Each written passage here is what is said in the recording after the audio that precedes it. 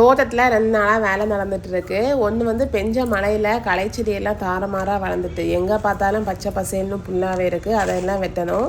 இன்னொன்று வந்து வாழைக்கண்ணெல்லாம் பழசாச்சு, அதெல்லாம் வெட்டி மாற்றி வைக்கணும். கூடவே தோட்டத்தில் புதைச்சி வச்சுருந்த கருப்பு தங்கத்தை எடுத்து தென்னம்பிள்ளைக்கெல்லாம் போடுற வேலை. கருப்பு தங்கம்னு சொன்னால் என்னன்னு தானே யோசிக்கிறீங்க. 2 நாள் முன்னாடி போஸ்ட் போட்டிருந்தேன், வேணா செக் பண்ணிக்கோங்க. இன்றைக்கி சாப்பாடு சோறு விரங்கறி கூட வெள்ளரிக்காய் கூட்டு வாழைப்பூ கூட்டு பீட்ரூட்டு.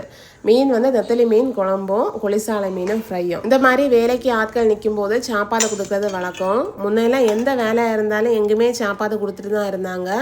இப்போ பெண்களும் நிறைய பேர் வேலைக்கு போக ஆரம்பிச்சனால வந்து ஒரு சில இடங்கள்லாம் அவங்களே கொண்டு வச்சு சாப்பிட்ற மாதிரி இருக்கும். ஆனால் எங்கள் வீட்டில் ஸ்டில் இந்த பழக்கம் இருந்துட்டு தான் இருக்குது.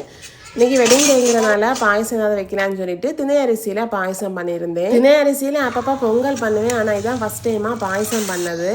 பொங்கலுக்கும் பாயசத்துக்கும் பெரிய வித்தியாசம் இல்லை, ஆனால் டேஸ்ட் அடிச்சிக்கவே முடியாது, அவ்வளோ சூப்பராக இருந்துச்சு. வெட்டிங் ஆனிவர்சரிக்கு போஸ்ட் போட்டிருந்தா பார்த்துட்டு நிறைய உறவுகள் விஷ் பண்ணியிருந்தீங்க. எல்லாருக்குமே ரொம்ப ரொம்ப தேங்க்ஸ். சாப்பாடு என்ன ஸ்பெஷலாக எதுவும் பண்ணலையான்னு சொல்லிட்டு கேட்டிருந்தாங்க. ஒன்று வந்து தோட்டத்தில் வேலை நடந்துட்டு இருக்கா, இன்னொன்று வந்து இன்னைக்கு செவ்வாய்க்கிழமை மீனெல்லாம் எடுக்கிறது எங்களுக்கு சகஜம்தான் பழகிட்டு. ஆனால் இந்த மாதிரி கறியெல்லாம் எடுக்கிறது கொஞ்சம் யோசிப்பேன். அதனால தான் பாயசத்தோட முடிச்சுட்டேன். தேங்க்ஸ் ஃபார் வாட்சிங். பாய்.